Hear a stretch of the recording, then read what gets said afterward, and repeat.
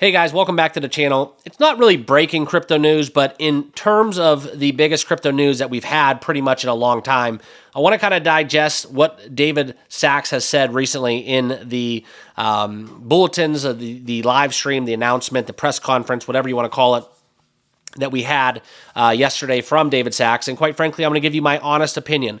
So if you want to talk crypto, you want to hear what I have to say, make sure you hit that like button, hit that subscribe button. We do cover all the hot topics, including all your favorite cryptos, each and every day on the channel, okay? And to do this, we are going to dive into kind of these details from his press conference, and I'll give you guys my thoughts as we exit this video. First and foremost, though, the best way to start off any crypto conversation is we are going to dive into the overall crypto bubbles. We're going to talk about kind of where we're at today in the market. Bitcoin is down 1%, and as we look further into this dive below 100,000, I think, quite frankly, the market is in a period of uncertainty, okay? Nobody's betting big within this period of volatility. Every single day since Trump has been in office, it's been good or it's been bad. You can kind of take away the days that we had the altcoin suction, if you will, when we had the event with the Trump token come and take all that liquidity right out of the charts. And as we stand today, you can see kind of all your favorite cryptos. You're staring at the bubbles within the top 100. A lot of people are quite unsure what's going to actually happen, all right? And myself included, I'm kind of stabling up in a lot of things right now. I'm not getting off of those positions. I just don't want to be around for the volatility, and I'm willing to kind of subsede, 5-10% in gains just to make the best decision for me in case we get some incredible macro circumstance that does take us to lower lows, okay? That's just where I'm at. You guys are welcome to do whatever you want to do with your own capital and financial investments. It's not financial advice, just telling you guys my thoughts and how I'm playing the market, okay? But as we get into kind of the more broader macro news here, okay, this is kind of where we're looking at within the comments from David Sachs, and here are all the details, okay? The U.S. House Representatives, we heard Tim Scott, we've heard numerous other peoples within the House and the Senate, forming a joint working group to advance crypto legislation. Now, there's been subcommittees formed, established. A lot of for nothing, in my opinion, was the press conference yesterday. So leave a comment down below if you agree with that. If you have any other thoughts on the matter, please let me know down below in the comments. But we've talked about all the subcommittees being formed, all of the legislature that's going to be formed, and the discussions to be had. We've talked about who's going to be heading up all of those conversations as they focus into the new regulatory era of digital assets. Now, it was kind of funny to hear how bullish these, I call them suits for the matter of discussion, were on crypto. But in some form or fashion, as an investor and a degen, if you want to put it bluntly, kind of shied me away from the prospects of the right now, okay? And as David Sachs, yes, is put in place to basically make crypto great again, if you want to get a pun, that's something where they want to ensure the American dominance in digital assets. Now, whether you're not from the United States or not, this is relevant to you because it will have a trickle-down effect. Within the UK, you've known what they've tried to do with legislation and regulation. But within that joint press conference today, they just basically announced that they're coming together, drafting up digital asset regulations for a more broader crypto pro agenda. Now, they didn't really say what they're doing, though. Okay, the Bitcoin reserve will be studied, and this is something where he's added that they're evaluating a Bitcoin reserve. The concept of an independent wealth fund is also a separate topic. Now, that's very fascinating if you want to get into the finances. We talk about kind of the Saudi and that sovereign wealth fund that they have. Very, very intriguing to see what the United States would look to add to that fold. It makes sense, but there's also that element of government where how much does that actually get away from, nationalism, democracy and into more of a nationalism kind of approach and really just making the rich richer, okay? That's a whole other topic. But nonetheless, within crypto innovation, I do want to pull something up for you guys because this is very, very relevant to where we're at today. I have to find this graphic, and this is kind of where you're looking at it right now. And I've showed you this before in the past, but this is the token landscape between Bitwise and VanEck crypto predictions for 2024. This was posted on January 21st, coming out of cryptorank.io. And you can see kind of all of the assets. I'm sure you guys hold some of these, if not all of these. But this is kind of where we stand today. And you can see how, unfortunately, I do have this kind of, I'm going to have to zoom out for you guys so you can see this more so broadly. But you can see, and it's going to be hard for you to see the individuals now, but at the bottom, I wanted to show you guys World Liberty Financial, Made in USA, as well as the Coinbase 50 Index and the Grayscale Trust, and how all these cryptos kind of overlap and forms the token landscape as we move forward into the new era. Now, why this is relevant is because a lot of these, yes, are American-made companies, crypto companies, I should say, but it's going to be more so, in my opinion, the role they have in government moving forward.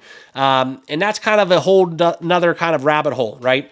We've talked ad nauseum about how decentralized finance, cryptocurrency, why that's important, okay?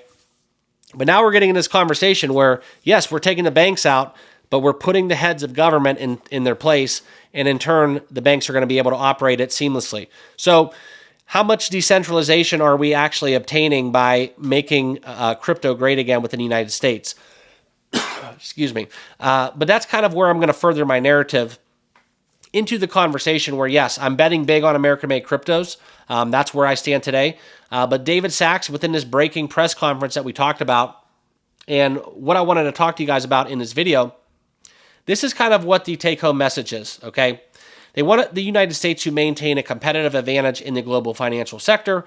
Just like every analog industry is going digital, we want financial assets to be going digital. And I'm going to segue into kind of the conversation we had with tokenization of real-world assets, how this is going to play a role. That's first and foremost. Also, kind of the big banks now allowing custodial access to everyone pretty much seemingly is going to happen. Excuse me, I just got over the flu, so please bear with me.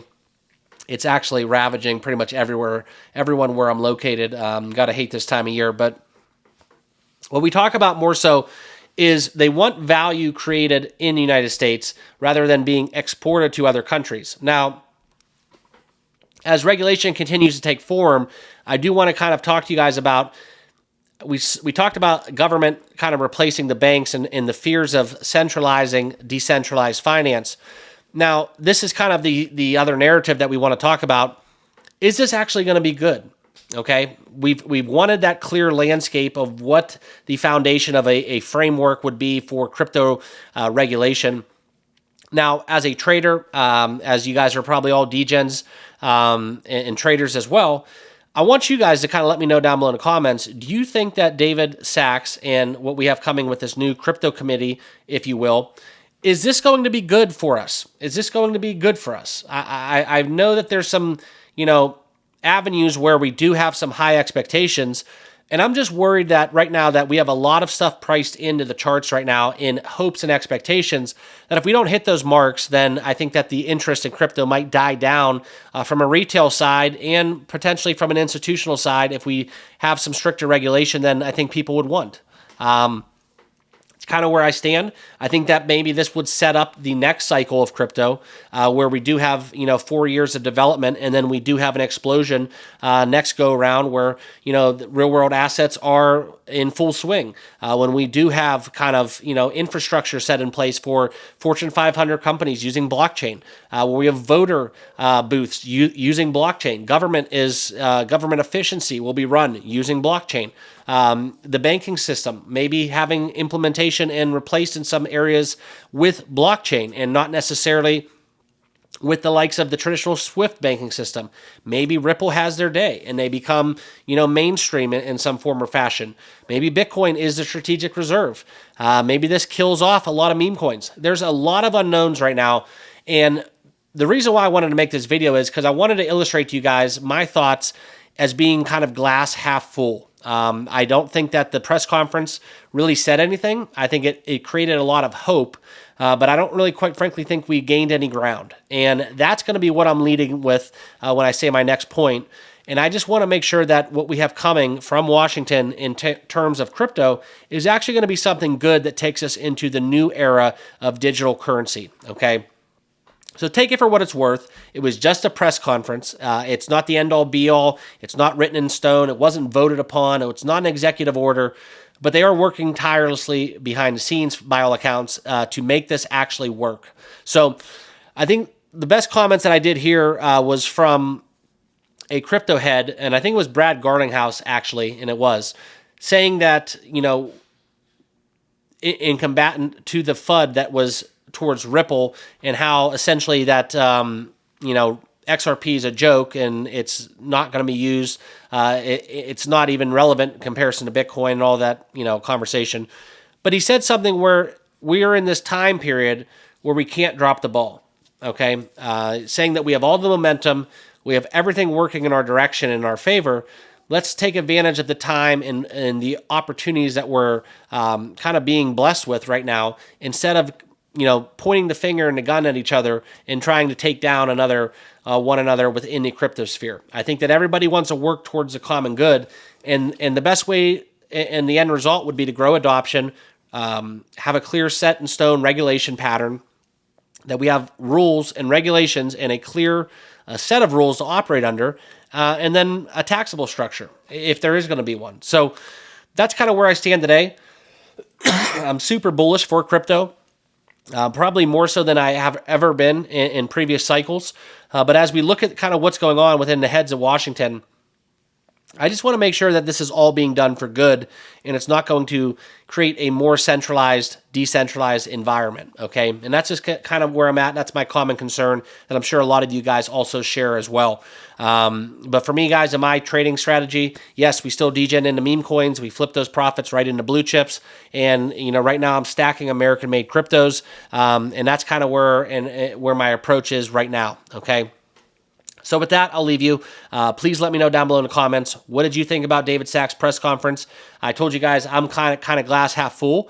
Personally, I thought it was all for nothing. They could have pretty much just released a letterhead, a statement. They didn't need to do a full blown out senator reveal, because they quite frankly didn't reveal any facts. And I want the actual blueprint. I want the figures. I want the numbers. I want kind of the cold, hard, black and white data that we're going to be able to operate under moving forward, okay? So appreciate you guys all giving me a couple minutes of your time. Make sure you hit that like button, hit that subscribe button before exiting this video, and we'll see you all in the next one. Cheers.